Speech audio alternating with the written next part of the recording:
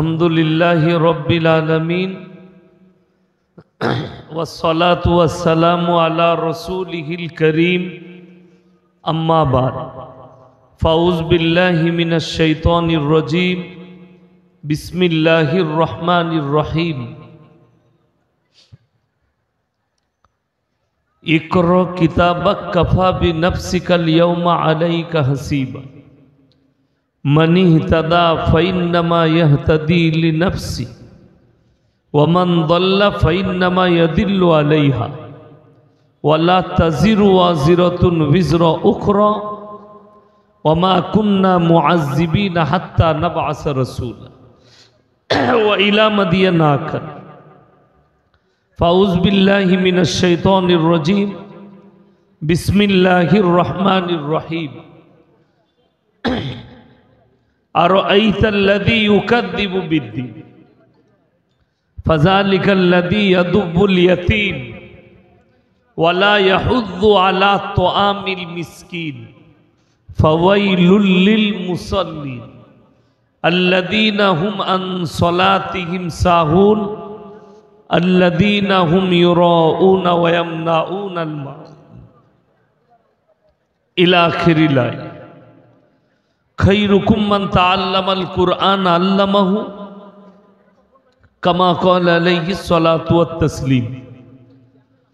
माननीय श्रद्धेय ज्ञानी गुणी मानी सम्मानी आजकेर এই জলসার माननीय सभापति মহাশয়, শ্রদ্ধেয় উলামায়ে ইকরাম, হুফাজে ইকরাম এবং আমার জ্ঞানী গুণী মানি সম্মানী মাননীয় শ্রোতা মণ্ডলী, পর্দার অন্তরালে পর্দা নসিব মায়েরা এবং বোনেরা, আল্লাহর বড় দয়া কৃপা ভালোবাসা আমাদের প্রতি, গোটা বিশ্বের প্রতি।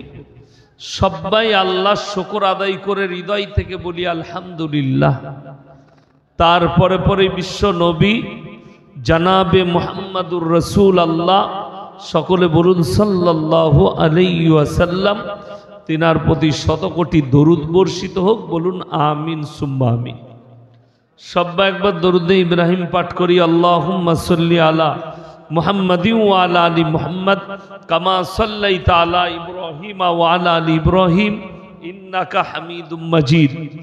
আল্লাহুম্মা বারিক আলা মুহাম্মাদিন ওয়া আলা আলি মুহাম্মদ কামা বারাকতা আলা ইব্রাহিম ওয়া আলা আলি ইব্রাহিম ইন্নাকা হামিদুম মাজিদ। গুড়ি কয়েক কথা আলোচনা করব। আল্লাহ আমাদের সকলকে আমলে তৌফিক দান করুক, বলুন আল্লাহুম্মা আমিন। আপনারা যারা দাঁড়িয়ে আছেন, জায়গা নাই বসার? বাংলা বুঝেন? বাংলা যদি বসার হয় বসুন, নাহলে এখান থেকে সরে যান। চলুন। ওই শুনতে পাও নাই কি বলছি? বসলে বসো, নাইলে বাইরে মেলা বসাইছে ওখানে ঘুরে বেড়াও, মজা পাবে অনেক। আর নাহলে এখানে দাঁড়িয়ে থাকা যাবে না, বসতে হবে।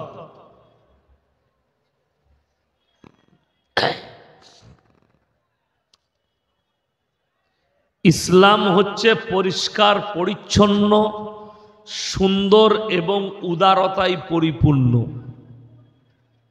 ইসলামে বাড়াবাড়ি নেই, মারামারি নেই, কাটাকাটি নেই, হানাহানি নেই। পৃথিবীর মধ্যে ইসলামই এমন একটা উদারতাওয়ালা ধর্ম,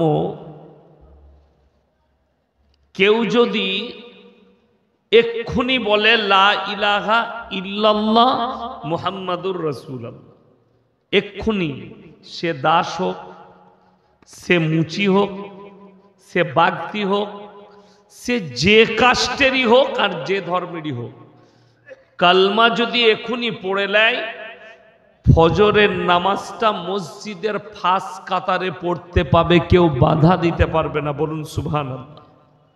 এটা ইসলাম। এক্ষুনি যদি কেউ কালমা পড়ে নেয়, সে আমাদের দস্তরখানে বসে খেতে পাবে, কোন রকমের ঘৃণা নেই। আমাদের মসজিদে ভাগ থাকে যে বড় লোকরা ফার্স্ট কাতারে বসবে, তার থেকে একটু গরিবরা সেকেন্ড কাতারে বসবে, এরকম আমাদের মসজিদে থাকে? থাকে না? আর কিয়ামত পর্যন্ত হবে না। আর যদি কোনো মসজিদে এরকম সিস্টেম করে, সেই মসজিদটা ভেঙে গুঁড়িয়ে দিতে হবে, সেই মসজিদে নামাজ হবে না। কেন? যদি সিস্টেম করে যে আমাদের মসজিদ আছে, মসজিদে যারা গায়ের বড় লোক তারা ফার্স্ট কাতারে, তার থেকে একটু গরিব তারা সেকেন্ড কাতারে, থার্ড কাতারে, পেছনের কাতারে ভিখারিরা বসবে, সেই মসজিদে নামাজ হবে না। মসজিদ আল্লাহর ঘর। বাদশাহ যদি দাঁড়ায়, বাদশার পাশে একজন ভিক্ষুক যদি উজু করে আগে আসে, সেই ভিখারি দাঁড়াতে পাবে, তার নাম হচ্ছে আল্লাহর ঘর মসজিদ। জোরে বলুন সুবহানাল্লাহ। বাকি পৃথিবীর অন্যান্য ধর্মে যান, যে যেরকম পয়সা দিবে তার লাইনটা সেরকম, যে যেরকম পয়সা দিবে আশীর্বাদ সেরকম। আর মুসলমানদের মধ্যে নাই। আমাদের মধ্যে একটা গোলমাল আছে, কোথায় বলুন তো? আমাদের দেশের কিছু পীর আছে, কেউ যদি 5,000 টাকা নিয়ে যায়, তার সঙ্গে মুলাকাত করবে, 5,000 টাকা হাদিয়া দিয়েছে, তাকে বলবে চা খেয়ে যান, তাকে বলবে আল্লাহ ভালো রাখুক। আর কোনো গরিব মানুষ যদি মুলাকাত করতে যায় সেই হুজুরের সঙ্গে, সালামু আলাইকুম, একটা হাত বলা, বেশ ভালো লাগলো না মুলাকাত করতে। এই তন্ত্রটা খারাপ, এটা রাসূল সাল্লাল্লাহু আলাইহি সাল্লামের আদর্শ নয়। ওইটা হচ্ছে কাদের? এই ধরনের যারা করে, স্বার্থপর বদ্দিন। সে পীর হলেও বদ্দিন পীর, সে মৌলবি হলেও বদ্দিন মৌলবি। যদি বড় লোকের সালামটা সুন্দর হয়, গরিবের সালামটা তার কাছে খারাপ। আওয়াজটা এই ওরম করলে কেন? যা ছিল ঠিক ছিল তো, গোলমাল করছে কেন? হাত দাও না। হ্যাঁ, যেরকম আছে সেরকম থাক। তুমি কি মনে করছো আমি এখনো বলতে পারছি না, আমার গলায় হচ্ছে? আমি এখনো পাওয়ার দিই না, তোমার ফেটে বেরিয়ে যাবে মেশিনটা, খ্যাপা। এখনো দিই নাই পাওয়ারটা। ও মনে করছে যে গলার জোর নাই মনে হয়। আর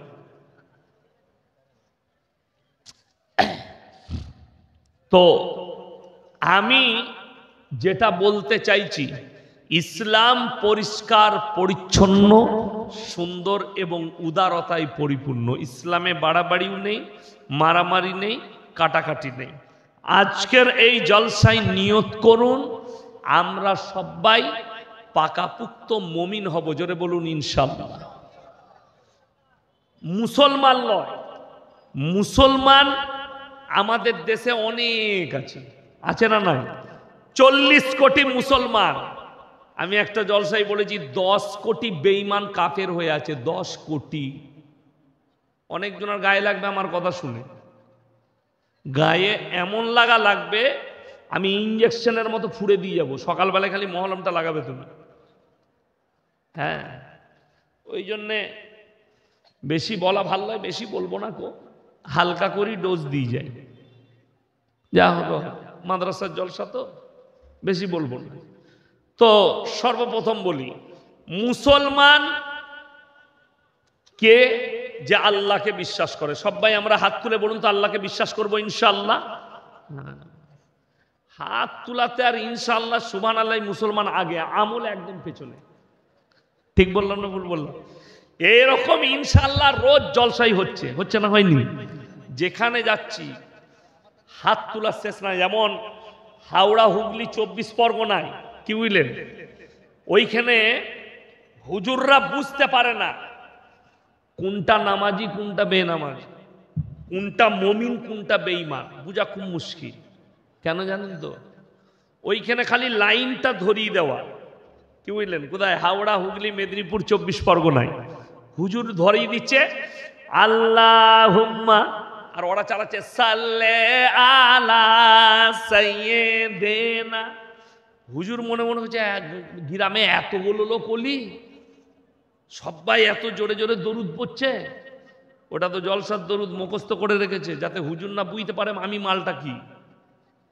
তো আমাদের দেশে ইনশাআল্লাহ বলার লোক আছে, গাদা হাত তুলে দিলে নবী মুহাম্মদ সাল্লাল্লাহু আলাইহি ওয়াসাল্লামকে মুখের ভালোবাসা নয়, মুখে বলে দিলেন আমি মুহাম্মদ সাল্লাল্লাহু আলাইহি ওয়াসাল্লামের উম্মত।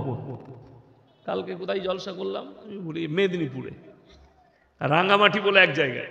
আমি যখন গাড়িটা বার করছি জলসা স্টেজ থেকে, রোডে উঠে দেখছি হাই রোডের গায়ে পোস্টার দিয়ে আছে আই লাভ মোহাম্মদ, পোস্টার দিয়ে আছে। আচ্ছা, ওই পোস্টারটা টাঙিয়ে দিলে নবীকে ভালোবাসা হয়ে গেল তো? কথা বলে না? আপনি বেলডাঙ্গায় একটা পোস্টার টাঙালেন ওমরপুরের মোড়ে আই লাভ মোহাম্মদ, এটা টাঙিয়ে দিলেন, এরপরে নামাজও পড়তে হবে না, রোজাও রাখতে হবে না, কিচ্ছু করতে হবে না, জান্নাত একদম রেডি হয়ে আছে ওমরপুরের লোকদের জন্য নাকি? ঝাঁটা আর জুতো খাবে, ঝাঁটা আর জুতো কবরে। জান্নাত ওই মুহাম্মদ সাল্লাল্লাহু আলাইহি সাল্লামের পোস্টার লাগিয়ে মুহাম্মদ সাল্লাল্লাহু আলাইহি সাল্লামের ভালোবাসা প্রমাণ করা যাবে না। তোমার চরিত্র, তোমার আমল, তোমার আখলাক, তোমার ব্যবহারের দ্বারা নবী মুহাম্মদ সাল্লাল্লাহু আলাইহি সাল্লামের মহব্বতকে প্রকাশ করতে হবে। মুখে কিছু গুটকাখোর আর জিলাপি হুজুর তারা রাস্তায় লাফাচ্ছে মিছিল করে, কলকাতায় আর বহরমপুরে মিছিল করে বলছে I love Mohammad, I love Mohammad, হারাম করে এক ওয়াক্তের নামাজ পড়ে না। অথচ নবী মুহাম্মদ সাল্লাল্লাহু, সবাই বলুন সাল্লাল্লাহু আলাইহি ওয়াসাল্লাম, নবীজি বলেছেন যার নামাজ নেই তার মধ্যে ইসলাম নেই। যার নামাজ নাই তার কি নাই বললাম? ইসলাম নেই। তাইলে যে লোকটা এক ওয়াক্তের নামাজ পড়ে না আর মুখেতে বলছে আই লাভ মোহাম্মদ, তো এটা তার ভালোবাসা না এটা তার নাটক? কোনটা বলুন তাড়াতাড়ি? নাটক, লোক দেখানো। লোক দেখানো করে লাভ নাই। যেমন আমরা যেখানেই জলসায় যাই, যাচ্ছি, স্টেজ থেকে নামার পরে কিছু ছেলে আছে হুজুরের সাথে ফটো তুলবে, হুজুর সেলফি নেব। কেন সেলফি লাই? তার কারণ আছে। ঘরে গিয়ে দেখাবে আমার যা তা মনে করছিস নাকি, একটা ইয়াসিন সাহেবের সাথে সেলফি আছে আমার, তুলেছি। ওর গার্লফ্রেন্ডকে দেখাবে আমাকে কম ভাবছো, এই দেখো সেলফি আছে। আমি বাস্তব কথা বলছি। এই মুর্শিদাবাদ জেলায় কি বুঝলেন, আমাকে একটু চিনে, ভালোবাসে, ফোন করে, সব ঠিক আছে। সে হারামখোর কোথায় প্রেম করেছে, তাকে বলছে আমি তোমাকে বিয়ে করব।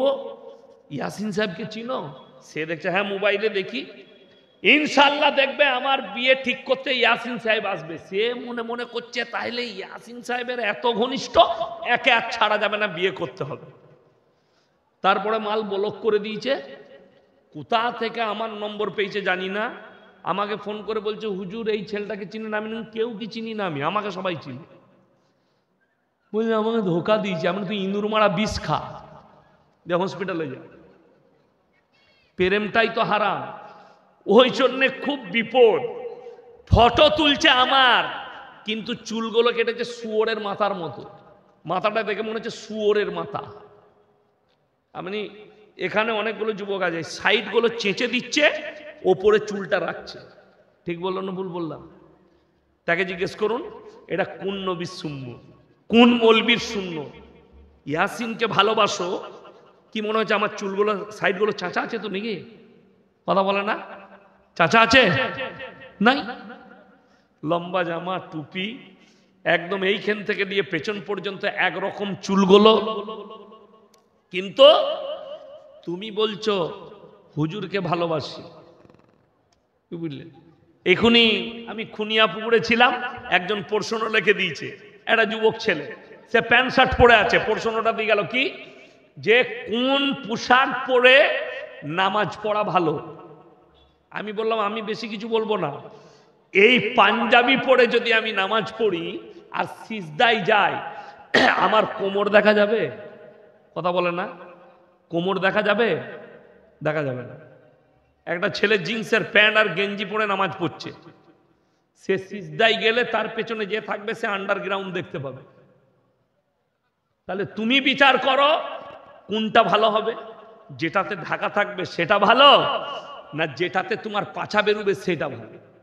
নামাজে তোমার বিচার বলে দিবে, বিবেক বলে দিবে, তোমার পোশাক সাক্ষী দেবে কোনটা সুন্দর। নবীজি সাল্লাল্লাহু আলাইহি সাল্লাম সাতার ঢাকার কথা বলেছে, সেটা বস্তা দিয়েও ঢাকতে পারো, সাতার ঢাকার কথা। যেমন টাকনুর ওপরে কাপড় পরা কি সুন্নাত?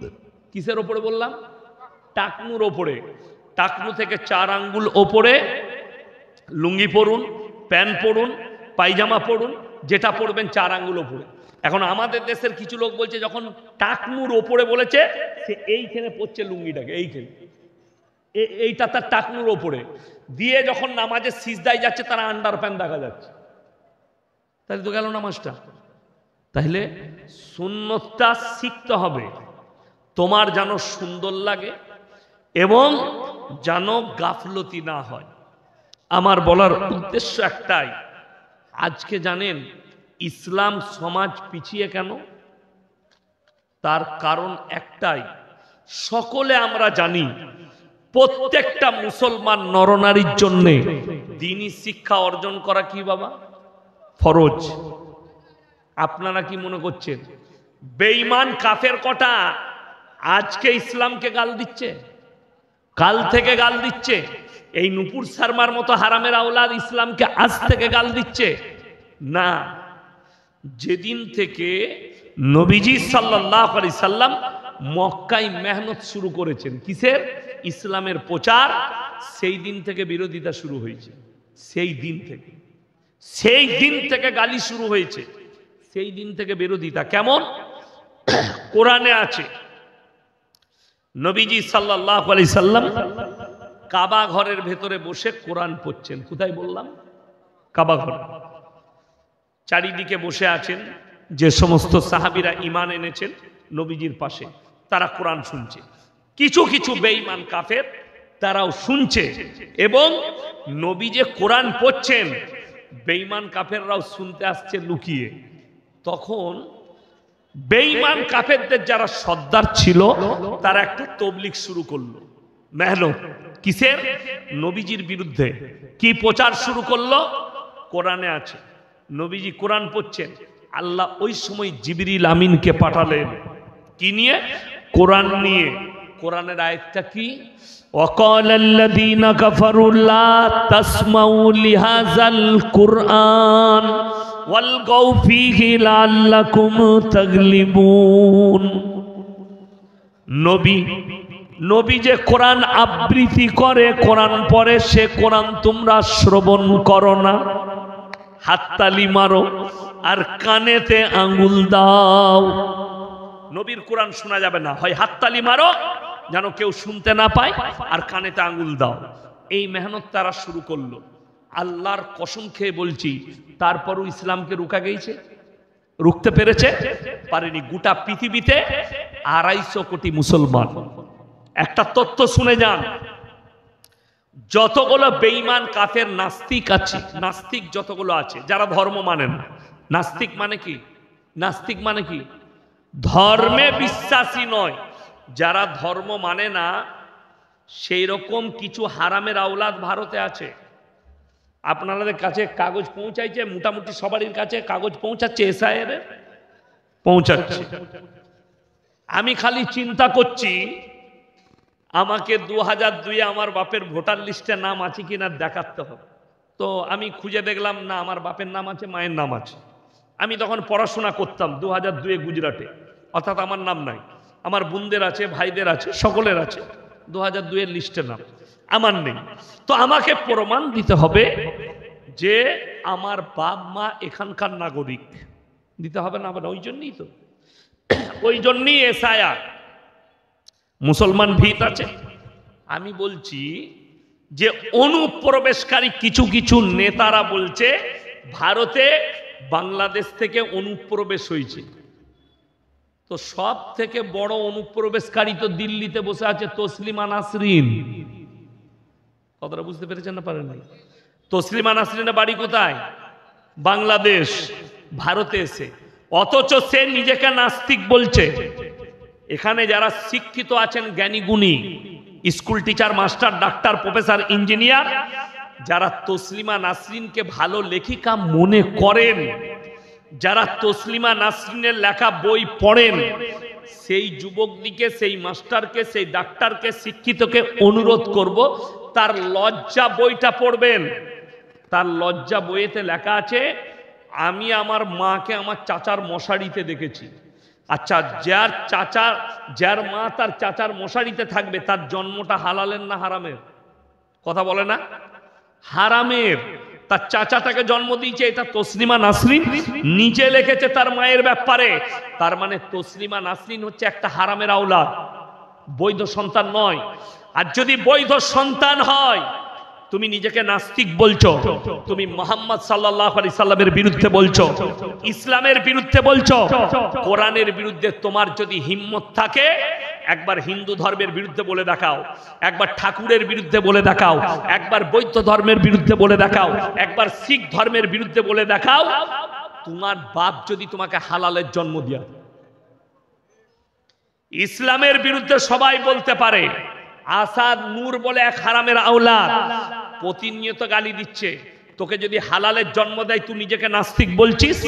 আচ্ছা বলুন, সে বলছে আমি ইসলাম মানি না, ধর্ম মানি না, মুহাম্মদ সাল্লাল্লাহু আলাইহি সাল্লামকে মানি না, তাহলে তোর নামটা পাল্টালি না, তসলিমা নাসরিন কি করে থাকবে? ওটা তো ইসলামী নাম। কথাটা বলুন, তসলিমা নাসরিনটা কি নাম? ইসলামিক নাম। যদি বলেন আমার নাম কি রাখবো, তোর নাম হারামের আওলাদ রাখ, শুয়োরের ছানা রাখ, যা রাখবি রাখ, কিন্তু ইসলামিক নাম রাখা যাবে না। যতটা কুকুর রাখা যাবে, শুয়োর রাখা যাবে, জানোয়ার রাখা যাবে, কিন্তু তসলিমা নাসরিন রাখা যাবে না, নামটা পাল্টাতে হবে। এটা তো ইসলামী নাম। আসাদ নূর নামটা ইসলামের না অইসলামিক? কথা বলেন, ইসলামিক। তাইলে তুই যে নিজেকে নাস্তিক বলছিস, নামটা পাল্টা। নামটা কেন রেখেছিস? তার মানে হচ্ছে, তার নামটা হচ্ছে তার একটা অস্ত্র, যে আমি মুসলমান হয়ে দেখো আমি গালি দিচ্ছি। এই কলকাতার একটা মেয়ে আছে, কি নামটা ভুলে যাচ্ছি, হ্যাঁ, এই মহিলা প্রতিনিয়ত গাল দিচ্ছে আল্লাহকে, রসুলকে, ইসলামকে, দাড়িকে, টুপিকে, মৌলবীকে গাল দিচ্ছে। জানি না তাকে কটা মৌলবী রেপ করেছে, তাকে কটা মৌলবী জিনা করেছে, তার সাথে আমি জানি না, সে নিজে জানে। এত যে আমাদেরকে গাল দিচ্ছে সেই জানে না। তাকে কেউ জন্ম দিয়েছে কোনো মৌলবী, আমি সেটাও জানি না। সে কোথায় জন্ম নিয়েছে সেটাও জানি না। এত গাল দিচ্ছ ইসলামকে। আমি তো অনেকবার বলেছি যে হিম্মত থাকলে আমার সঙ্গে ডিবেটে বসো, যেখানে বলবে। কলকাতা পুলিশ প্রোডাকশন থাকবে। আমি আল্লাহর কসম খেয়ে বলছি, এদিকে হারামের আওলাদ প্রমাণ না করতে পারলে আমি সমাজের বুকে কথা রাখা বন্ধ করে দেব। হারামের আওলাদ প্রমাণ করব, এটা একদম গ্যারান্টি, গ্যারান্টি দিয়ে বলছি। কেন? যদি তার বাপ কিংবা মা দুজনের মধ্যে একজন যদি বলে আমি মুসলমান, আপনারা শুনে যান, আপনি আপনার স্ত্রী দুজনাই মুসলমান, এই দুজনের মধ্যে একজন যদি আল্লাহকে অবিশ্বাস করে, একজন যদি আমার নবীকে অস্বীকার করে, ইসলামকে অস্বীকার করে, বিয়া থাকবে না। তার মধ্যে যদি বাচ্চা পয়দা হয়, কাফের হবে। বর্ধমানের এক ভদ্র মহিলা, তিনি আমাকে ফোন করলেন, কি ব্যাপার হুজুর, আমি খুব বিপদে আছি, আমি 5 ওয়াক্তের নামাজ পড়ি, হাজী সাহেবের মেয়ে, এমন একজনের সঙ্গে বিয়ে হয়েছে, সে অমুক রামকৃষ্ণ মিশনে পড়তো, তার স্বামী এখন চাকরি করে, বর্ধমান টাউনে বাস করে, দামি ঘরে বাস করে, চাকরি পায়, 80,000 90,000 বেতন পায় মাস্টার। কিন্তু বিপদ হচ্ছে, সকালবেলায় উঠে আমার স্বামী গোসল করার পরে রামকৃষ্ণর মূর্তিতে পুজো করে স্কুলে যায়। আমি বললাম কাফের, তুমি তাকে দাওয়াত দাও, আর সে যদি জিদ করে দাওয়াত কবুল না করে, তোমার সঙ্গে তার আর থাকা যাবে না, তার সাথে তোমাকে ছেড়ে দিতে হবে, চলে যেতে হবে। আর যদি থাকো, জিনা করা হবে, জিনা। তুমি ভেবে লাওগা, আমার কথা খুব স্পষ্ট, কার গায়ে লাগবে জানি না, কিন্তু হক কথা বলছি, গায়ে লাগবে, হক হক কথা। সে কাফের, এ মুমিনা, কেমন করে থাকতে পারে? কখনোই নয়। কেউ যদি বলে আমি বিয়ে করেছি অমুসলিমকে, সে তার ধর্ম মানে, আমি আমার ধর্ম মানি, তুমি কখনো মুসলমান হতে পারো না। ইসলাম এটাকে স্বীকৃতিই দেয় না। ওই জন্যই তো আজকে আমাদের ইমানগুলোকে কিভাবে ধ্বংস করা হয়েছে জানেন? সমাজের বুকে আমাদের ইমানকে এমন ভাবে ধ্বংস করা হচ্ছে। ওই জন্য আজকে একটা মুসলমানের কাছে কোরআনের আহমিয়ত নেই, মূল্য নাই, রাসূলের হাদিসের মূল্য নেই, আল্লাহর নবীর কথার মূল্য নেই, কোরআনের কথার মূল্য নেই। অথচ আপনি দাবি করছেন আমি মুসলমান। আপনারা তো অনেক দূরের কথা, আমাদের মতো বহু মৌলবি, তাদেরও ইমান কমজোর হয়ে গেছে। নিজেকে নিজের চেয়ারের জন্য, স্বার্থের জন্য নিজেকে বিলীন করে দিচ্ছি। আপনাকে আমি প্রমাণ দেবো। পশ্চিমবাংলায় সাধারণ লোক তো অনেক দূরের কথা, এই দেখবেন আমাদের জন্য একটা ভাষা এসছে, এটা সমাজের মুখে ছুটছে, ধর্ম যার যার উৎসব সবার। শুনেছেন না শুনেন নাই? এটা যদি কোনো বাপের বেটা মোল্লা, মুফতি, এত বড় বড় মাদ্রাসা আছে যারা বুখারী পড়াচ্ছে, তিরমিজি, আবু দাউদ পড়াচ্ছে, একটা মৌলবীকে স্টেজে নিয়ে আসুন, আমি এখন আছি 1 ঘন্টা, একটা মৌলবী যদি বলতে পারে এই ভাষাটা বলা যাবে শরীয়তি ভাষা, আমি জীবনে আর সমাজের বুকে কথা রাখবো না। চ্যালেঞ্জ দিয়ে গেলাম। যতগুলো মুর্শিদাবাদে জলসা আছে এই বছরে, সব কালকে ক্যান্সেল করে দিয়ে ঘরে আমি ব্যবসা করে খাবো, আলু বেচবো। কোন বাপের বেটা মুক্তি, এই ক্যামেরা চলবে, এখানে এসে মাইকটা নিয়ে আমার পাশে বলবে আপনি ভুল বলছেন, ধর্ম যার যার উৎসব সবার, এটা শরীয়তে বলা যাবে। আর আমি বলছি এটা কোরআন বিরোধী, এটা আল্লাহ বিরোধী, এটা রসুল বিরোধী, এটা ইসলাম বিরোধী ভাষা।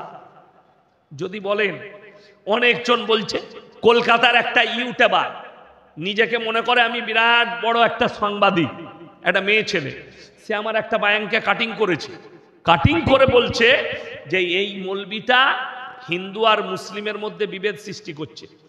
যদি কোনো হিন্দু ভাই আমার বক্তব্য শুনেন, দলিত ভাই শুনেন, আদিবাসী ভাই শুনেন, 1.5 থেকে 2 লক্ষ বায়ান আমার ইউটিউব আর ফেসবুকে ছুটছে, একটা যদি কেউ বার করতে পারেন কারু দেবদেবীকে গালি দিয়েছি, কারু ধর্মকে গালি দিয়েছি, আমি জীবন আর সমাজের বুকে কথা রাখবো না ইনশাআল্লাহ, একটা নয়।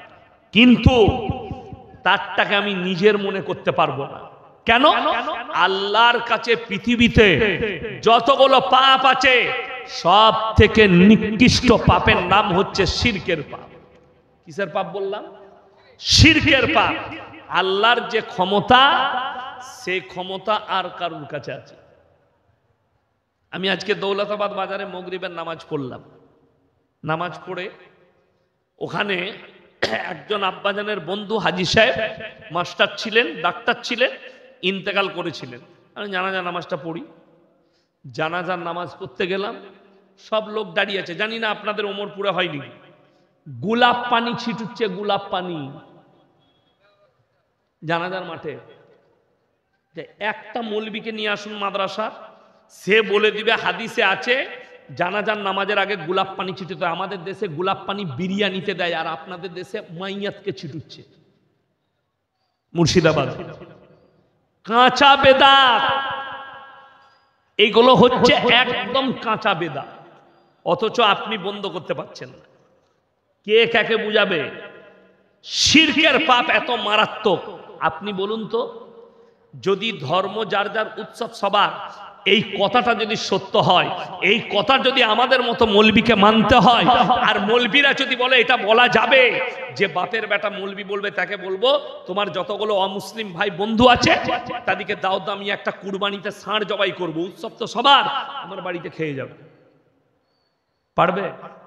কথা বলে না। যে মাস্টার বলছে, যে নেতা, মুসলিম নেতা বলছে, তাদেরকে বলছে হিম্মত থাকলে তুমি এটা বলে দেখাও যে ধর্ম যার যার উৎসব সবার, যখন কুরবানির দিনে আমার বাড়িতে আয়। আমি বলছি বলা যাবে না। কেন? বললে তার ধর্মে আঘাত হানা হবে, তাকে দাওয়াত দিলে তার ধর্মে আঘাত হানা হবে। যেহেতু আপনার কাছে যেটা বৈধ হয়তো তার কাছে ওটা ঠিক নয়। আপনি যে পশুটা খাচ্ছেন সেটা তার কাছে তার ধর্মে খারাপ, যার কারণে তাকে কষ্ট দেওয়া যাবে না। দেখবেন কুরবানির আগে, ঈদে আর কুরবানিতে ইমামদিকে থানায় ডাকা হয় না, হয় না? ইমাম সাহেব দিকে জিজ্ঞেস করুন, ইমামকে, মসজিদের মতোয়াল্লিকে, বিডিও সাহেব, থানার বড়বাবু ডেকে পাঠান। ভাই আপনারা গিয়ে জুম্মায় মেসেজ দিবেন, ঈদগায় বলবেন তোমরা যখন পশু জবাই করবে একটু লুকিয়ে করবে, কোনো অমুসলিম ভাই যেন কষ্ট না পায়। বলে না, বলে না, বলে? আচ্ছা, এরপর বলুন, আপনাদের এখানে ঈদের নামাজ হিন্দু মুসলিম সব একসাথে পড়ে তো? কথা বলে না? পড়ে? আসবে পড়তে? বলা যাবে? যাবে না। তাইলে পুজোর বেলায় ধর্ম যার যার উৎসব সবার, আর কুরবানির বেলায় লুকিয়ে করবি? আমাকে এই ভাষাটা বুঝিয়ে দেন। যদি পুজোর মণ্ডপে ধর্ম যার যার উৎসব সবার হয় আর মুসলিমকে অংশগ্রহণ করতে হয়, তাহলে কুরবানিতে কেন করবে না সবাই? আমার প্রশ্ন, এই প্রশ্নের উত্তর যদি কোনো বাপের বেটা মৌলবি দিতে পারে, কোনো বাপের বেটা নেতা দিতে পারে, সামনে আসুন। আপনি কোরআন আর হাদিস নিয়ে আশা করাচ্ছি, আপনি খালি দলিলটা বার করে দেন যে না যাবে। আর আমি বলছি, আল্লাহর কসম খেয়ে বলছি, আল্লাহর কাছে যতগুলো পাপ আছে, নিকৃষ্ট পাপ হচ্ছে শিরকের পাপ। ইব্রাহিম নবীর বাপের 3টে কাজ ছিল। এখানে অনেকগুলো মেলা বসেছে, দোকান বসেছে, বসেছে না বসেনি? বসাইছে। যে পাপ করেছে মাদ্রাসার মৌলবীরা বুঝবে আর কমিটি বুঝবে। আমার বলার হারাম আমি বলে দিয়ে গেলাম, শুনেলেন? কেউ পুতুল বিক্রি করছে, করছে না, করে নাই? অনেক দোকানদার যারা শুনছেন জলসা, যদি কোনো মুসলিম দোকানদার ওই পুতুলগুলো বিক্রি করে, হারাম। আমি বললাম হারাম। কেন? ইব্রাহিম নবীর বাপের 3টে কাজ ছিল, মূর্তি তৈরি করা, মূর্তি বিক্রি করা, তার উপাসনা করা। 3টে কাজ। ইব্রাহিম নবী সূরা মারিয়ামে আছে, নিজের আব্বাজানকে দাওয়াত দিয়েছেন কিসের? কালমা। কি বলে? ইজ ক্বালা লিআবিহি ইয়া আবাতি লিমা তা'বুদু মা লা ইয়াসমাউ ওয়া লা ইউবসিরু ওয়া লা ইউগনি আনকা শাইয়্যা। হে আমার আব্বাজান, আপনি কার উপাসনা করছেন? হাত পা নাড়তে পারে না, কথা বলতে পারে না, নিজস্ব কোনো ক্ষমতা নেই, আপনি তার উপাসনা করছেন? এটা শয়তানের রাস্তা, এটা ছাড়ুন আর আমার আল্লাহকে বিশ্বাস করুন। আল্লাহর রাস্তা ধরলেন, আমার ওপরে কালমা পড়লেন। ইব্রাহিম নবীর বাপ দাউদ কবুল করেন। আমার বন্ধুগণ, আপনি পুতুল বিক্রি করছেন, কোন জীবজন্তু জানোয়ারের দল মূর্তি বিক্রি করছেন, হারাম। যে বাড়িতে মূর্তির আকারের কিছু থাকবে, এমন কি ছবি যদি কেউ রাখে, হাদিসে আছে ছবি, বাড়িতে ছবি যদি টাঙিয়ে রাখেন, আপনার নিজের, আপনার বইয়ের, বাঁধিয়ে ছবি রাখলে সেই বাড়িতে রহমতের ফেরেশতা আসবে। আপনাকে ওগুলোও মিটাতে হবে। মানে একজন তো সেই বিয়ের দিনকার ছবি বইয়ের গলায় হাত দিয়ে হারাম করে টাঙিয়ে রেখেছে, ছিঁড়ে ফেলাও। কে বললো ওটা রাখতে হবে স্মৃতি হিসাবে? আমার বিয়ের সব স্মৃতি মুছে গেছে, কিচ্ছু ছিল না, স্মৃতি আজও নাই। আমি তো ভুলেই গেছি অনেক কিছু, অনেক কিছু ভুলে গেছি বিয়ে। এই বোঝে বিয়ের স্মৃতি ফটো তুলে রাখতে হবে। এই মুর্শিদাবাদের এক মৌলবি, আমি দেখিয়ে দেবো, বক্তা আবার মৌলবি নাকি জানি না, তবে আমার কাছে সে কাঠ মৌলবি। কি মৌলবি বললাম? হ্যাঁ। তো আপনি সবাইকে মৌলবি ভাববেন না। আমাদের দেশের প্রবলেম কি জানেন? জুম্মার দিনে ওমরপুর মসজিদে আপনি ঢুকেছেন নামাজ পড়তে, চপ্পলটা চুরি হয়েছে, আপনি বাইরে বের করে, শালা নামাজিরা সব চোরবে, এ হারামখোর নামাজিরা চোর। চোর নামাজি সেজেছেন, নামাজি কোনোদিন চোর হয় না। একটা দাড়ি টুপিওয়ালা সে ধর্ষণ করেছে। আমাদের দেশের কিছু হারামের আওলাদ তারা বলছে মৌলবীরা ধর্ষক। মাথায় রাখবেন, মৌলবী ধর্ষক লয়, ধর্ষক মৌলবী সেজেছে। কথাটা বুঝতে পেরেছেন না পারেননি? সবাইকে যদি, যারাই দাড়ি রাখবে, লম্বা জামা পরবে, টুপি লাগাবে, সবাইকে যদি মৌলবি করে মনে করেন, তাইলে তোমার অবস্থা ঘোষের মতো হবে। একটা ঘোষ ভোরের বেলায় গাই দুয়াতে গেছে একটা গোয়ালে, ঢুকে এঁড়ে গরুটাকে দুয়াচ্ছে, গাই মনে করে গায়ের মতো মুখটা দুয়াতে গেছে, মেরেছে লা, তখন দেখছে এঁড়ে গরু। তার নাম হচ্ছে গাই মুখো হেলে, গায়ের মতো মুখটা কিন্তু গরুটা এঁড়ে গরু। তো আমাদের মতো মলবি গোছের গাদা মাল বেরিয়ে গেছে, মুখে দাঁড়িয়ে রেখেছে। আমি মুর্শিদাবাদে, আমার কাছে ভিডিও পাঠালো একজন, গান চলছে, নায়িকারা গান গাইছে, ড্যান্স চলছে, আর উনি বক্তা সাহেব দাঁড়িয়ে আছে, মেয়েটার দিকে তাকাচ্ছে, হারামখোর। সে, তাকে জাতির কাছে ক্ষমা চাইতে হবে।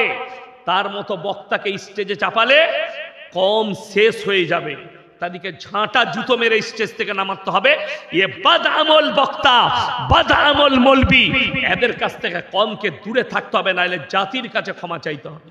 বীরভূম ডিস্ট্রিক্টে দেখলাম, নামের আগে মুফতি, নামের শেষে কাশ্মী, তার শেষে পীর, আবার লেখা আছে জমিয়তের অমুক দায়িত্বে আছেন। দীপাবলির স্টেজে গিয়ে বলছে আপনারা মায়ের আশীর্বাদ নিবেন, মায়ের আশীর্বাদে ভালো থাকবেন। এই মৌলবি তো সঙ্গে সঙ্গে কাফের হয়ে গেছে, ঈমানটা চলে গেছে।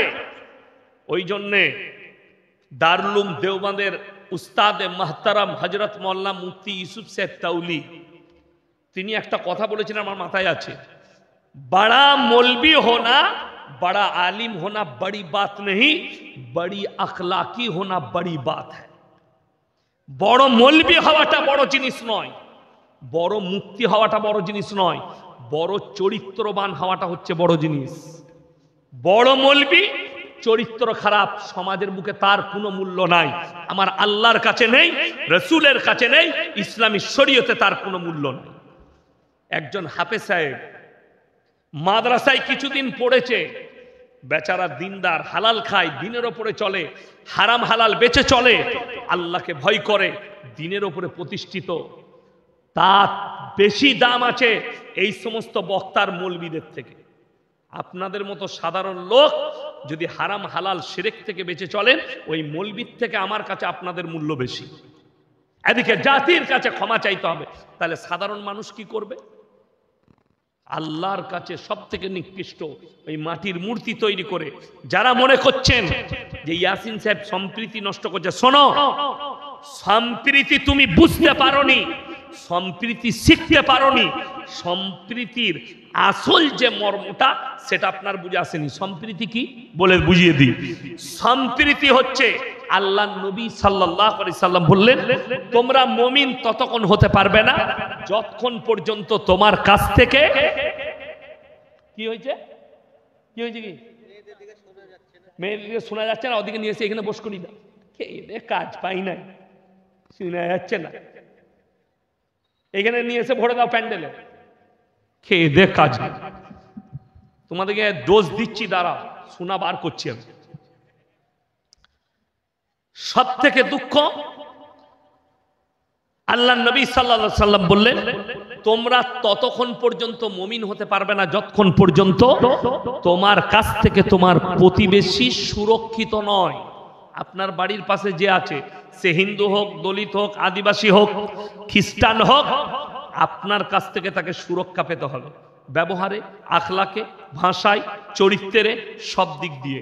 যদি এই কথা নবীজি বলেন, তাহলে এর থেকে বড় সম্প্রীতি আর কিছু হতে পারে ভাই?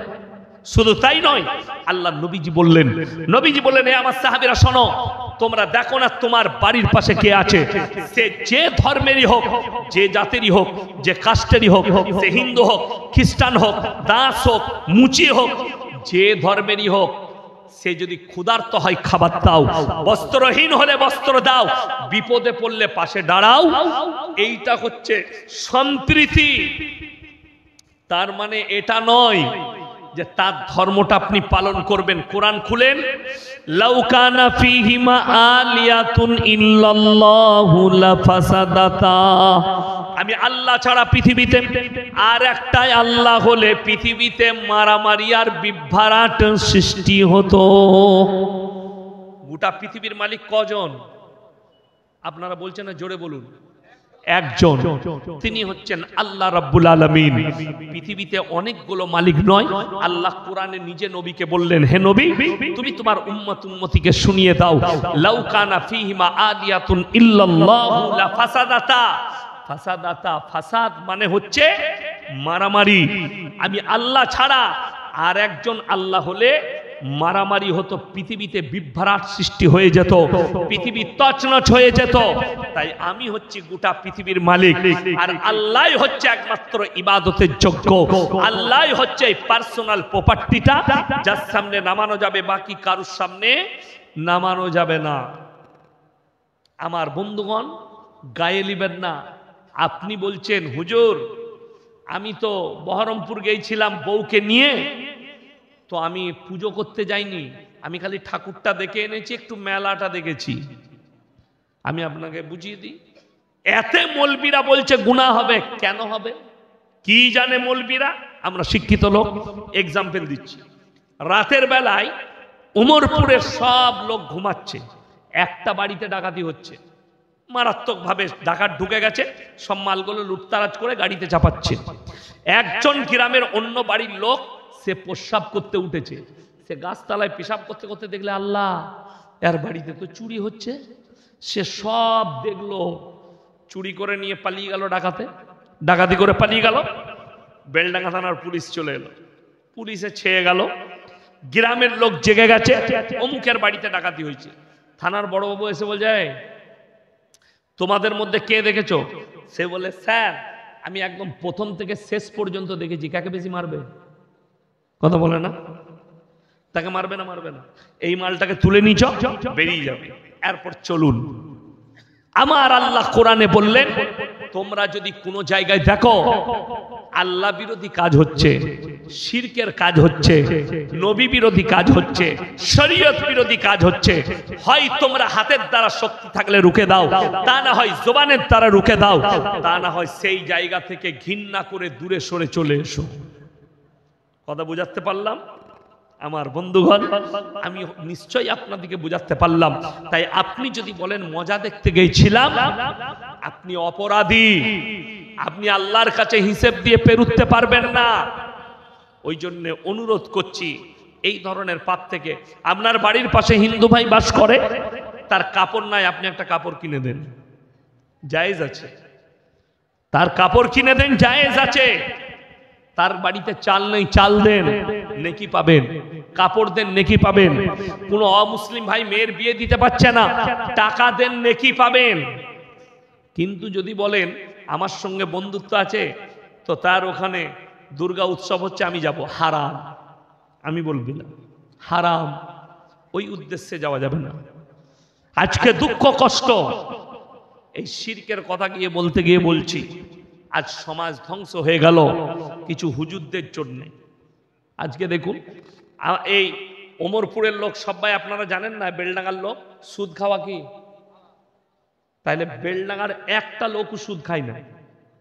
একটা মুসলমান সুদ খায়? বললেই আমি খারাপ বলবি, সকালবেলায় চায়ের দোকানে গাল দিবে, ওকে কি করতে দাওয়াত দিলি? অসুবিধা নাই, দাওয়াত দিতে হবে না। ওমরপুরওয়ালা দিকে বলে আমি দাওয়াত নিয়েছি না, এরা আমাকে দাওয়াত নিয়েছে?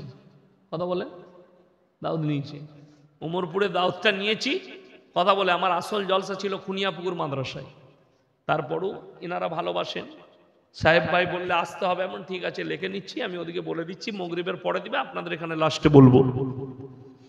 তুমি এটা মনে করো না। আমাকে প্রশ্ন দিয়েছিল আপনার এই আজিজুল ভাইদের ওখানে, আমার আগে জলসা করেছিল ওর এলাকায়, যে বক্তারা রেট করে অগ্রিম পয়সা ভরে নিচ্ছে, এটা জায়েজ কিনা? আমরা ওটা জায়েজ হারাম পরে ফতোয়া হবে।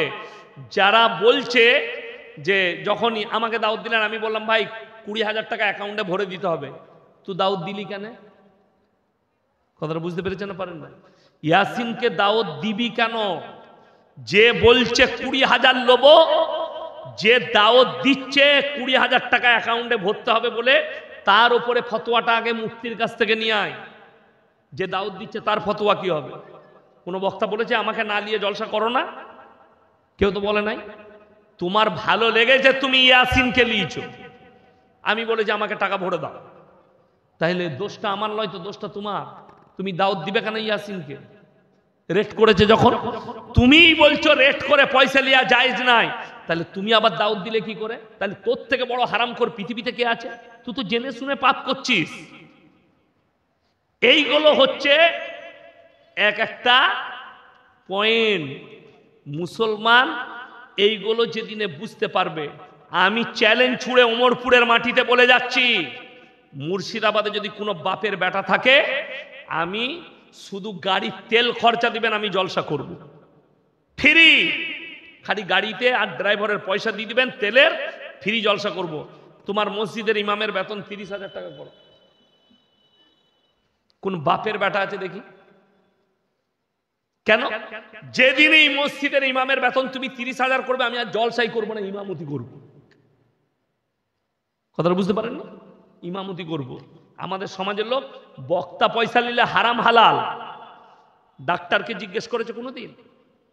ডাক্তারকে যে আপনি একটা রুগীকে দেখে খালি কলম চালিয়ে দিচ্ছেন, 800 টাকা ফি কি করে? করতে পারোনি কেন? পাছায় লাথি মেরে বার করে দেবে চেম্বার থেকে, চল যা অন্য জায়গায়। ওইখানে যে জানের খাতরা, মৌলবীর কাছে পানিতে ফুক দিলে পয়সা লাগে না, ফতোয়া নিলে পয়সা লাগে না। আপনি জানতো উকিলের কাছে পরামর্শ নিতে টাকা লাগবে না? লাগবে না। উকিলকে বলতে পেরেছো আমার স্কুলে পড়েছিলি, পয়সা নিবি কেন? তোমার ঘাড়ে ধরে বার করে দিবে চেম্বার থেকে। খালি মৌলবীরা নিলে দোষ। তোমার ইমামকে তুমি 10,000 বেতন দিতে পারো না, আর ইয়াসিন কেন টাকা নিচ্ছে? এইটাই দুঃখে। তোমাকে দাউদ দিতে বলিনি, সেই মৌলবীকে দাউদ দিবেন না যে রেট করছে।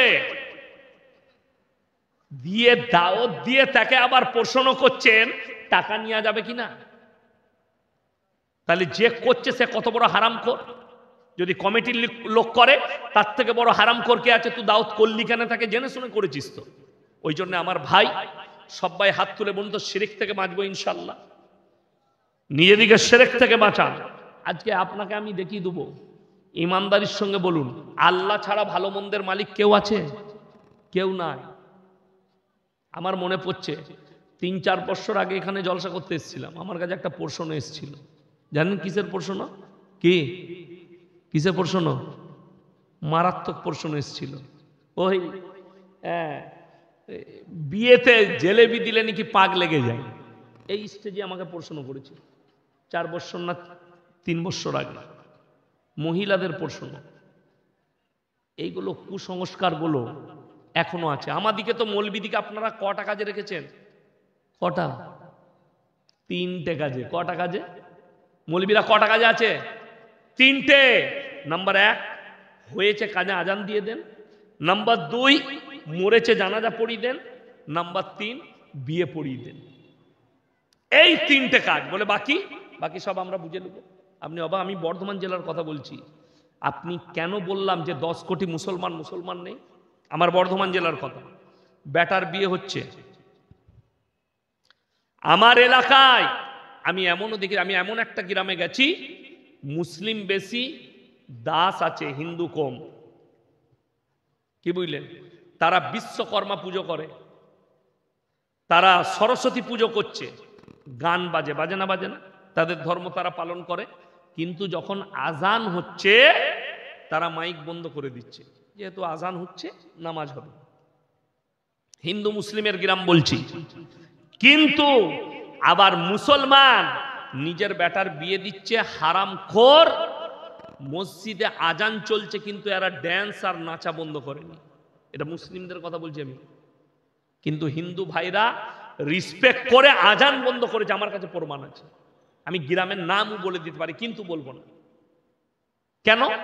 ওই ছেলের বাপ তখন আমাকে গাল দিবে, বলবে আমার ছেলের বিয়েতে। এটাই তো দোষ। ইমাম মসজিদে যদি বায়ান করে দেয় গান বাজনা হারাম, তার চাকরি চলে যাবে। আপনার মসজিদের ইমাম, আমি চ্যালেঞ্জ ছুড়ে বললাম, উমরপুরে মসজিদের ইমামরা যদি জলসায় জুম্মায় বায়ান করে যে জলসাতে মেলা বসানো হারাম, মেয়েদিকে বার করা হারাম, ওই ইমাম কটার চাকরি চলে যাবে। আমি চ্যালেঞ্জ ছুড়ে বললাম। কিন্তু আমার চাকরি যাবার ভয় নাই। ভয় আছে? এক্ষুনি যদি মৌলবি কটা বলে যে আপনি এসব কথা বলবেন না, আমার গাড়ি রেডি আছে, তুই বুঝেন আমি গিয়ে চেপে পালিয়ে যাব। আমি কারো বাপের গুলাম নয়। আমি বুক ফুলিয়ে কথা বলছি।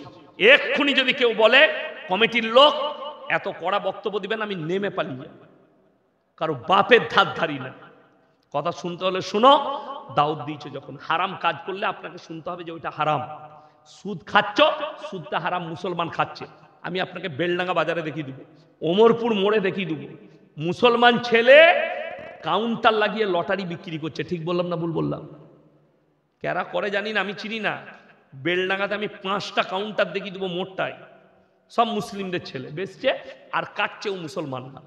অথচ সে জানে হারাম। জানে না? জানে না। মদ হারাম না হালাল? কথা বলে না এরা। মদ হারাম তো। আপনি আমার সঙ্গে হাই রোডে চাপুন, এইদিকে পলাশি পর্যন্ত নিয়ে যাবো, আর ওইদিকে আমি ওমরপুর পর্যন্ত মুসলিমদের হোটেল দেখিয়ে দেবো হারামখোর মদ খাচ্ছে আর মদ বিক্রি করছে লাইসেন্স বার করে। অথচ সে জানে হারাম। সরকারের কাছে লিগেল হতে পারে, ইসলামী শরীয়তে তো হারাম। তাইলে বলুন, আবার আমাদের দেশে কিন্তু সুদখোর, মাতাল, লটারিওয়ালা, তাদের জন্য জান্নাতে যাওয়া এত সহজ। এই যে মাদ্রাসার জলসা হচ্ছে, আমার আগে রিয়াসুতুল্লাহ, আমার বাবাজি রিয়াসুতুল্লাহ সাহেব আদায় করেছে। আজিজুল করছিল না, করে না আদায়? হ্যাঁ, আমি শুনছিলাম আজিজুল আদায় করছিল। আমার বন্ধুগণ, আমার ভাই, দুঃখ লাগে, বেদনা লাগে যে একজন লটারিওয়ালা আজিজুল ভাইয়ের হাতে 2000 টাকা দিল। আজিজুল ভাই জানে না এটা সুদখোর কিনা, এটা লটারিওয়ালা কিনা। এসে আজিজুল ভাইয়ের হাতে 2000 দিল, আর বক্তা দেখে যা 2000 দিয়েছে। আহারে বান্দারে গোদাই বসেছিল, আর ছিল কিনা ছিল 2000 দিল, দিয়ে জান্নাতে ভরে দিবে। সে দেখলে সালে এত ভালো জান্নাত তো কোথাও নাই, হুজুর তো আমাকে জান্নাতে ভরিয়ে দিল, সে আর লটারি ছাড়বে? আর হুজুরেরও দোষ নাই, সে তো জানে না মালটা লটারিওয়ালা। আর সুদখোর, লটারিওয়ালা, মাতাল, এরা মনে করছে যত হারাম ইনকাম কর এরা জান্নাতে। আর একটা মারাত্মক রাস্তা, মানুষ মরে গেলেই মিলাদ। আপনাদের এখানে মিলাদ হয় না হয়তো? 40 দিনে মিলাদ, 4 দিনে, 40 দিনে। কোন বাপের বেটা মৌলবি যদি প্রমাণ করাতে পারে যে 4 দিনে মিলাদ করতে হয়, 40 দিনে মিলাদ করতে হয়, আমি জীবনে আর সমাজের মুখে কথা রাখবো না। এর থেকে বড় কাঁচা বেদাত আর কিছু নাই। বন্ধ করুন। যদি বলেন কি করব, আমার বাপকে নেকি পৌঁছাতে হবে। সব থেকে বড়, কিয়ামতের সকাল পর্যন্ত নেকি পাবে। আপনার বাপের নামে 40,000 খরচ করবেন, ওই টাকাটা মসজিদ আর মাদ্রাসায় দেন, সাদকায়ে জারিয়া, কিয়ামতের সকাল পর্যন্ত নেকি পাবে। আমি গাড়িতে আসছি এখন, একজন ফোন করলো হাওড়া জেলা থেকে, হুজুর একটা জলসা করাবো। কিসের জন্য বাবা? এখন তো ডেট নেই। ওই যে হুজুর সামনের সপ্তাহে যাব, হাওড়া বাগনান থেকে। কেন? বলে আমার আব্বা মারা গেছেন। আমি বললাম ইন্না লিল্লাহি ওয়া ইন্না ইলাইহি রাজিউন, আল্লাহ আপনার আব্বাকে জান্নাতি করুক। এটা দোয়া না? দোয়া নয়? দোয়া। আমি দোয়া দিলাম। এখন সে বলছে আমার বাপের জন্য একটা জলসা করব, বাপকে জান্নাতে পাঠাতে হবে। কিসের জলসা? বলে 41 দিনে করব। আমি বললাম আমার কথা নিবে? বলে হ্যাঁ। আমি আর কোনো হুজুরকে ফোন করো না, ইয়াসিনকে যখন করেছো, তোমার বাপের এই 40 দিনে তুমি 1 লাখ টাকা খরচ করবে না 80,000? বলে ও কিছু বললো না। আমরা যদি 50,000 খরচ করো, 40,000 করো, ওই টাকাটা তোমার এলাকার কোনো মাদ্রাসায়, তোমার গ্রামের মসজিদে দাও। তোমার আব্বা কবরে কিয়ামত পর্যন্ত শুয়ে শুয়ে সাদকায়ে জারিয়ার নেকি পাবে। বলুন সুবহানাল্লাহ। আমাকে দাওয়াত দিলেন, আর আমাদের দেশে তো দাওয়াত মিলাদের মারাত্মক। ও 40 দিনে মিলাদ দিবে, এখন মোটরসাইকেল নিয়ে 3 দিন দাওয়াত দিয়ে বেড়াচ্ছে। খালাকে, ফুফুকে, বুনাইকে আর বিআইকে দাওয়াত দিচ্ছে, গ্রামের মোড়লকে, নেতাকে, সবাইকে, গরিবরা বা এমন ভাবে দাওয়াত দিচ্ছে মনে হচ্ছে আর বাপের বিয়ে। আমার গলসিতে একটা ইমাম সাহেব ছিল না, আমাকে বললে হুজুর জানাজাটা পড়িয়ে দিবেন। আমি যাবো, পড়াতে গেছি, একজন দেখছি তাদের আত্মীয় 2টো প্যাকেটে মিষ্টি নিয়ে আসছে। আমরা এগুলো কি করবি?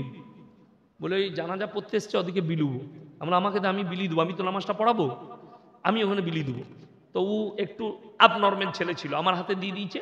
আমি আমার স্কুটির ডিব্বায় ভরে তালা মেরে দিলাম। নামাজ পড়ে সে আমাকে বলছে হুজুর মিষ্টি মিষ্টি মিষ্টি। আমি বললাম চুপ কর, তুই যা, মিষ্টি আমি দিয়ে দেবো, যা। এসে মাদ্রাসা তালমেন খেলে তোরা এটা তোদের তকদিরে। আমি ওখানে দাঁড়িয়ে বললাম যে এখানে পেছনে অনেকগুলো মৌলবি আছে, আপনারা দাঁড়াইছেন, মরে যাওয়ার পরে জানাজা নামাজের পরে মিষ্টি বিলুপ্ত হবে, এই মৌলবিরা যদি ফতোয়া দিতে পারে যে জায়েজ আছে, আমি ইয়াসিন নিজের পকেট থেকে 5,000 টাকার মিষ্টি এখানে খাওয়াবো। বেদাত, অথচ খাওয়াচ্ছে মুসলমান। কোথা থেকে এলো? ও ইসলামিক কালচার। আমি আপনাকে গুরুত্ব দিয়ে বলে যাচ্ছি, আপনার এলাকায়, বেলডাঙ্গা এলাকায় যত হিন্দু ভাই আছে তাদেরকে জিজ্ঞেস করবেন, তাদের মধ্যে কোনো মানুষ মারা গেলে হিন্দু ভাইরা তারা 40 দিনে শ্রাদ্ধ খাওয়ায়, আর আপনি 40 দিনে খানা করে মিলাদ দিচ্ছেন। নামটা আলাদা, মালটা একই। আমাদের দেশে দেওয়ালিতে হিন্দু ভাইরা বোম ফাটায় না? ফাটায় না? কথা বলে না? বোম ফাটায়। আমি মুসলমান দেখি দেবো শবে বরাতে বোম ফাটাচ্ছে। ঠিক বললাম না ভুল বললাম? তাহলে তার সাথে তোমার কি পার্থক্য? কোন বাপের বেটা জিলাপি হুজুর সিন্নি খোরকে জিজ্ঞেস করুন যে ইসলামী শরীয়তে শবে বরাতে বোম ফাটাতে হবে কোথায় পেলে? দেখি দেখ, আমি নিজে বোম ফাটাবো। যদি বলে বোম ফাটালে সব বেশি, তাহলে তো যত বড় বোম ফাটাবে তত নেকি বেশি। তোর ঘরে তোদের গায়ে মিজাইল মেরে দিয়ে একটা নেকি পাবি, আর মরে গেলেই জান্নাতে যাবি। এই কাঁচা বেদাত নিয়ে সমাজ শেষ হয়ে গেল। আপনাদেরকে অনুরোধ করছি, সবাই বলুন আমরা বেদাত কাজ থেকে নিজেদেরকে হেফাজত করব। বলুন ইনশাআল্লাহ। বেদাত থেকে নিজেদেরকে হেফাজত করুন। কবে মরে যাবেন জানেন না? কবরটাকে সুন্দর করুন। ইমানে আমলের দ্বারা আল্লাহর কাছে নিকৃষ্ট পাপ শিরকের। আপনি যদি শিরক করে মরে যান, আজকে আমি আপনি ফতোয়া দিচ্ছি মৌলবীরা যে হিন্দু ভাইদের মূর্তির উৎসবে যাওয়া যাবে না। আমি আপনাকে মুর্শিদাবাদে দেখাবো, বর্ধমানে দেখাবো, বীরভূমে দেখাবো, গাছের গোড়ায় মাটির ঘোড়া রেখে আগারবাতি মোমবাতি সিজদা চলছে। তাহলে এইটা কি করে জায়েজ হবে? ভালো মন্দের মালিককে কথা বলেন আল্লাহ। এই আল্লাহ ব্যতীত কারো কাছে চাওয়া যাবে? চাওয়া যাবে না। আমি ইয়াসিন বেঁচে আছি না নাই? কথা বলে না? আমি বেঁচে আছি, কথা বলছি, আপনারা বেঁচে আছেন। এখন ইনি যদি বলেন ইয়াসিন ভাই 100 টাকা দেন, আমি পকেট থেকে বার করে দিতে পারবো না? পারবো না? পারবো। আচ্ছা, আমি যদি মরে যাই, যদি চাই, পারবো দিতে? আমি গুদা বাংলায় বায়ান করছি, শুদ্ধ বাংলায় নয়, যে আপনাদের বুঝতে অসুবিধা হবে। ভেঙে বলছি যে আমি যদি বেঁচে থাকি টাকা চাইলে দিতে পারবো, মারা গেলে দিতে পারবো না। এই কথাটা যদি সত্য হয়, তাহলে আমি মরে গেলে আমার কবরে কি করে তুমি ভালো মন্দ চাও? কথাটা বুঝতে পারেননি? তোমার পীর সাহেব বেঁচে ছিল, তখন তার কাছে যা চাইতে তাই পেতে, মরে যাওয়ার পরে তার কবরে কি করে ভালো মন্দ চাও? অবাক লাগে। আপনাকে আমি মুর্শিদাবাদের লোক দেখিয়ে দেবো। চৈত্র মাস মুর্শিদাবাদ, বর্ধমান, বাঁকুড়া, পুরুলিয়া, 24 পরগনা, মালদা, মানুষ পায়ে হেঁটে পাথর চাবড়ি যাচ্ছে। মেয়েরা ছেলেরা রাস্তায় ভোরের বেলায় দেখা, হোটেলে। আমরা এত রাতে তোমরা কোথায় হেঁটে যাচ্ছ? বলছে হুজুর জানেন না, ওরস আছে পাথর চাবড়িতে। আমরা তো বাস পাওনি না গাড়ি। বলে না, হুজুর বলেছে হজের নেকি পাবো না। তোর হুজুরেরও বীজ মারবে, আর তোরা তো খাবিই খাবি। একদম শরীয়ত বিরোধী কথা, ইসলাম বিরোধী কথা। আল্লাহ ছাড়া ভালো মন্দের মালিক কেউ নেই। শুনেলেন? তিনটে জায়গা নেকির উদ্দেশ্যে সফর করা যাবে, বাকি কোনো জায়গায় নেকির উদ্দেশ্যে সফর করা যাবে না। নাম্বার 1 মক্কা, আল্লাহর ঘর, কাবা ঘর। আপনি নেকির উদ্দেশ্য নিয়ে সফর করুন, জায়েজ আছে, নেকি পাবেন। নাম্বার 2 মদিনা, সফর করুন, নেকির উদ্দেশ্যে জায়েজ আছে, নেকি পাবেন। নাম্বার 3 বাইতুল মাকদাস, আল আকসা মসজিদ, যেটা নিয়ে গাজা ফিলিস্তিনের যুদ্ধ চলছে, ওই মসজিদে নেকির উদ্দেশ্যে সফর করা যাবে। কেউ যদি নিয়ত করে বেরোয় আমি আজমিরে গিয়ে নামাজ পড়বো, নেকি বাদ দিয়ে তার গুনাহ হবে। কেউ যদি নিয়ত করে আমি ফুরফুরায় গিয়ে জুম্মা পড়বো, নেকি পাবো, গুনাহ হবে। কেউ যদি বলে পাথর চাবড়িতে গিয়ে নামাজ পড়বো, ওই মাজারে গিয়ে নামাজ পড়লে আমি জান্নাত পাবো, ঘুরিয়ে গুনাহ হবে, নেকি হবে না। দুঃখটা কোথায় লাগে জানেন? আমাদের দেশের কিছু বেদাতি বদ্দিন, এই সিন্নিখোর বেরেলিরা এরা কবরে চাদর চাপাচ্ছে আর ওর মায়ের গায়ে একটা চাদর নাই। কবরে 5,000 টাকার চাদর না চাপিয়ে তোর পাড়ায় 10টা গরিব মানুষকে, মেয়েকে, মহিলাকে চাদর কিনে দে, মঙ্গল হবে, তাদের দোয়া তোকে লাগবে। খাজা বাবাকে ঠান্ডা লাগে নাই যে তাকে চাদর চাপাতে হবে। আর কবরে চাদর চড়ানো জায়েজ হলে তোমার মতো টেনার চাদর নয়। আল্লাহর রসুল সাল্লাল্লাহু আলাইহি সাল্লামের কবরটা আসমান পর্যন্ত হিরে মতি মুক্ত চাদরে ঢেকে যেত, ঠিক কিনা? নবীজির কবরে জায়েজ নেই। পৃথিবীর আর কোন মৌলবি মোল্লা পীর ফকিরের কবরের জন্য জায়েজ হবে না। কষ্টের বিষয় হচ্ছে আজকে দেখুন সব থেকে বেশি শিরক আর বেদাতে কারা জড়িত আছে? মায়েরা। সব থেকে। আপনারা ইমানদারির সঙ্গে বলুন, একটা পর নারী আর পর পুরুষ এক কাছে হওয়া যাবে? কথা বলে না, যাবে না তো। ইসলামী শরীয়তে কি হারাম। পর নারী পর পুরুষ এক কাছে হলে সেখানে তৃতীয় ব্যক্তি যে দাঁড়িয়ে যায় তার নাম হচ্ছে শয়তান। আর কোরআনে আছে শয়তান হচ্ছে মানুষের প্রকাশ্য দুশ্মন। তাইলে বলুন, এই যে দোকান বসছে, মেলা বসছে, জলসাতে, জলসায় মুর্শিদাবাদে শুধু এই ওমরপুরে লয়, সব জলসায়, সেখানে পর নারী পর পুরুষ, যুবক আর যুবতী, তারা সবাই রাস্তায়। তারা বালিগ না না বালিগ? বেশিরভাগ বালিগা। তারা এক কাছে হয়েছে। তাদের মা বাপ তাদেরকে ড্রেস করিয়ে, ঠোঁট পালিশ লাগিয়ে, ফ্যান্সি ড্রেস পরিয়ে চলে যা রাস্তায়। আল্লাহ রসুল সাল্লাল্লাহু আলাইহি সাল্লামের হাদিস শুনেলেন, আখরি জামানায় মহিলারা কাপড় পরবে, তারপরও ন্যাংটো থাকবে। এটা রসুলের হাদিস। আপনি আপনার মেয়েকে এমন কাপড় পরিয়ে বাজারে ঠেলে দিচ্ছেন, আপনি নামাজি, আপনি তাহাজ্জুদ গুজার, আপনার স্ত্রী তাহাজ্জুদ গুজার, আপনার স্ত্রী 5 ওয়াক্তের নামাজি, আপনার মেয়েকে বাজারে ঠেলে দিয়েছেন, বেপর্দা করে মেলায় ঠেলে দিয়েছেন। সেই স্বামী হচ্ছে, সেই বাপ হচ্ছে দাইয়ুস।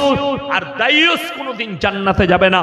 দাইয়ুস তারা যারা নিজেদের স্ত্রীকে, বিটিকে, পরিবারকে বেপর্দা করে বাজারে ঘুরায়। আজকে কষ্টটা কোথায় জানেন? দুঃখটা এইটাই, আমাদের গ্রামে অনেক গোলদারি দোকান থাকে না? থাকে। এখন আমি একটা উদাহরণ দিই। আমি আর ইনি ধরলেন ক্লোজ বন্ধু, মানে অন্তরের বন্ধু। তো মজাক হবে না ইয়ার কি? অন্তরের বন্ধুরা মজাক হবে। আমি এখন মজাক করে বললাম, ভাই তোমার বইয়ের ব্লাউজের সাইজ কত? সম্পর্ক থাকবে না, ছিন্ন করবে? কথা বলে না এরা? সম্পর্ক ছিন্ন। এত বড় কথা বললি? আপনি এইটুকু কথা বলার কারণে বন্ধু ইয়ারকি মেরে বলেছে, আপনি সম্পর্ক ছিন্ন করলেন। আর আমি আপনাকে দেখিয়ে দেবো, চায়ের দোকানে হারামখোর 3 ঘন্টা আড্ডা মারছে, আর বইয়ের কাপড়ের প্রয়োজন, ব্লাউজের প্রয়োজন, সায়ার প্রয়োজন, ভেতরের জিনিসের প্রয়োজন, বউকে বেলডাঙ্গা বাজারে পাঠিয়ে দিয়েছে। সে গিয়ে একটা বেটা ছেলে দোকানে বসে আছে, বলছে দাদা আমার একটা 36 সাইজের ব্লাউজ বার করুন তো। তখন তোকে লজ্জা লাগে না? সে তো দাইয়ুস, সে তো জাহান্নামে যাবে।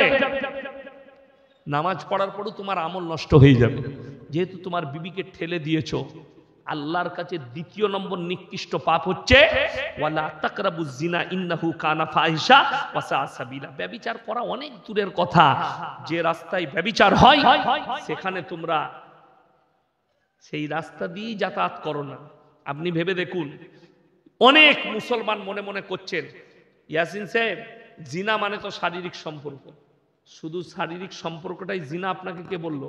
হাতের জিনা, চোখের জিনা, মুখের জিনা, কানের জিনা, পায়ের জিনা, নফসের জিনা।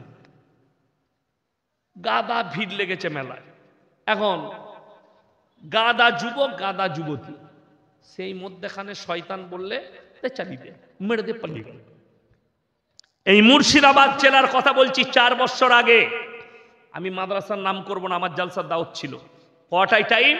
হুজুর আপনার 11টায় টাইম, আমরা ঠিক টাইমে পৌঁছে যাব। আমি বাড়ি থেকে একটু দেরি করে বের হলাম, মাদ্রাসার কাজ সেরে যাচ্ছি। যখন সেখানে ঢুকছি তখন 10টা 40 বাইছে, 20 মিনিট বাকি আছে আমার টাইমে। ঢুকে দেখছি কোনো লোকজন নাই, 5টি লোক বসে আছে, একজন মাদ্রাসার শিক্ষক বয়ান করছেন।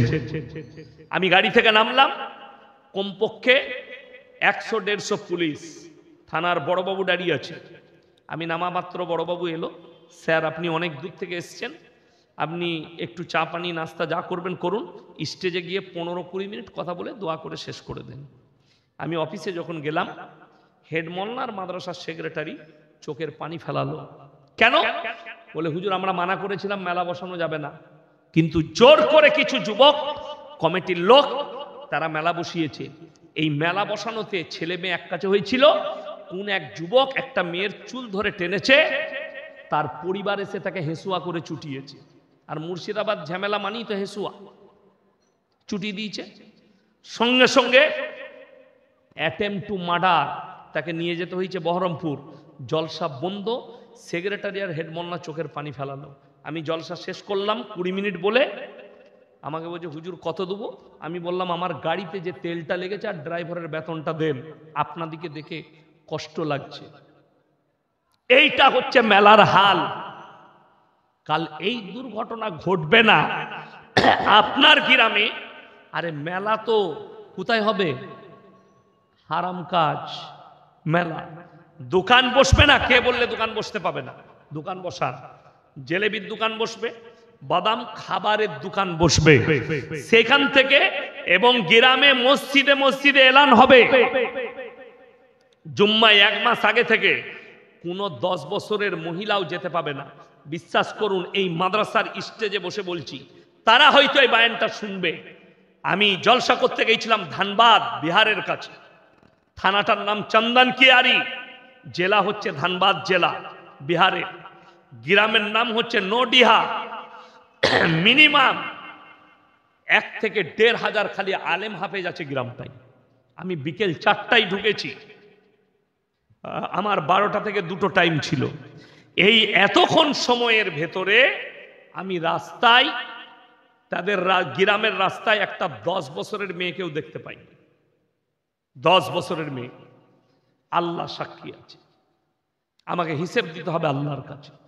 আর আপনি ভেবে দেখুন, একটা দিনী কালচার হবে, দিনী চর্চা হবে, ইসলামের একটা সভা হবে, সেখানে আপনাকে মেলা বসাতে হবে, নাহলে জলসা কামিয়াব নয়। আপনি কার উপরে ভরসা করছেন? শয়তানের উপরে? আপনি কার উপরে ভরসা করছেন? বদদিনীর উপরে? আপনার জলসার ভরসা কার উপরে? আমরা আল্লাহর উপরে ভরসাশীল হব তো। আল্লাহর উপরে ভরসা থাকবে না মেলার উপরে। বড় কষ্ট লাগে, দুঃখ লাগে। আমাদের বর্তমানে ম্যাক্সিমাম জলসায় মেলা না। আপনি চলুন, খালি চায়ের দোকান থাকে, মানুষ চায়ের দোকান খাবে। 2, 3, 4 ইজতেমা আছে না নাই? শুনেন না, ইজতেমা আছে হুগলিতে 26 সাল। তো এই 2, 3, 4 জানুয়ারিতে ইজতেমা আছে, সেখানে দোকান বসবে না? বসবে। গাদা দোকান বসবে, কয়েকশো দোকান বসবে, কিন্তু ইমানদারের সঙ্গে মানুষ সেখানে মহিলারা যাবে? মহিলাদের তো প্রোগ্রামই লয়, সেটা শুধু পুরুষদের। সেইখানে যদি 1000 দোকান বসে কোনো অসুবিধা নেই, সেখানে নারী পুরুষের এক কাছে হয় না। ওরস ইসলামী শরীয়তে জায়েজ নাই ওই মেলা বসানোর কারণে। যতগুলো জায়গায় মেলা হয় সেখানে বেশিরভাগ জিনা করার পাপ হয়, চোখের জিনা হয়, হাতের জিনা হয়, নফসের জিনা হয়। এমনি তো বাজার, গ্রামে যদি কোনো দোকান থাকে, আপনি যদি বলে গ্রামে গোলদারি দোকান আছে, সবারই বউ তো বাজার করতে যায়, ওটা তোমার প্রবলেম, ওটা তোমার ব্যর্থতা। ইসলামী শরীয়ত নয় ওটা, ওটা ইসলাম নয় যে মহিলারা দোকানে বাজার করতে যাবে। তোমার কর্তব্য হচ্ছে সকালবেলায় তার বাজারটা করে দেওয়া। এরপরে আমি আপনাদেরকে বলবো, জীবনে বেদাত কাজ ছেড়ে দেন। 3টে জিনিস আপনি জীবনে করে যান, কিয়ামতের সকাল পর্যন্ত নেকি পাবেন। জোরে বলুন সুবহানাল্লাহ। কটা বললাম? 3টে বেঁচে থাকবে। নাম্বার 1, যারা দুনিয়াতে একটা নেক সন্তান রেখে গেছে, সবাই তৈরি করব নেক সন্তান ইনশাআল্লাহ। নেক সন্তান মানে কি? আপনি মরে যাওয়ার পরে সন্তান যেন জানাজা পড়াতে পারে, সন্তান যেন দোয়া করে, সন্তান যেন কবর জিয়ারত করতে পারে, আপনার নামে দান খয়রাত করতে পারে। এইটা হচ্ছে কি? নেক সন্তান 1 নম্বর। নাম্বার 2, আপনি নিজের নামে কিছু দান করে যান, সাদকা, মাদ্রাসা, মসজিদ, গরিব, এতিম মিসকিন, এদের কাছে কিছু সাদকা করে যান। মরণের পরে মাদ্রাসা যতদিন বাকি থাকবে আপনি কবরে শুয়ে শুয়ে নেকি পাবেন। মসজিদ যতদিন বাকি থাকবে আপনি শুয়ে শুয়ে নেকি পাবেন। নাম্বার 3, খায়রুকুম মান তাআল্লামাল কুরআন আল্লামাহু, যারা ইলম হাসিল করে অপরের কাছে পৌঁছে দেয়। এই মাদ্রাসাগুলো হচ্ছে পাওয়ার হাউস এবং ট্রান্সফার্মা হচ্ছে এই তালবিলিমগুলো। এরা আলেম তৈরি করে দেবে, সমাজের বুকে গিয়ে তারা আলো ছড়াবে, আলো দিবে। যেমন এটা ডাইরেক্ট পাওয়ার হাউস থেকে আপনি কারেন্ট পাননি, এটা ট্রান্সফার্মা থেকে আপনার কাছে আসছে। ওই জন্য মাদ্রাসা তালবিলিমগুলো হচ্ছে ট্রান্সফার্মা। আপনার সমাজে গিয়ে তারা দ্বীনি খিদমত করবে। এই মাদ্রাসা কিয়ামত পর্যন্ত বাকি থাকতে হবে। সবাই হাত তুলে বলুন, আজ থেকে কোরআনের সঙ্গে মহব্বত করব ইনশাআল্লাহ। কোরআনের সঙ্গে মহব্বত সবাই করব, জোরে বলুন ইনশাআল্লাহ। এরপর আমি বলবো, ভাই কোরআন কত পারা? 30 পারা। অনেক টাকা দিয়েছেন। আমি আসি মুসাফির মানুষ, আল্লাহ তাআলা 3 জনের দোয়াকে ফেরত দেয় না। কাছের গরিব, এতিম, মিসকিন আর মুসাফির, এই 3 জন যদি আল্লাহর কাছে দোয়া করে আল্লাহ কবুল করে নেয়।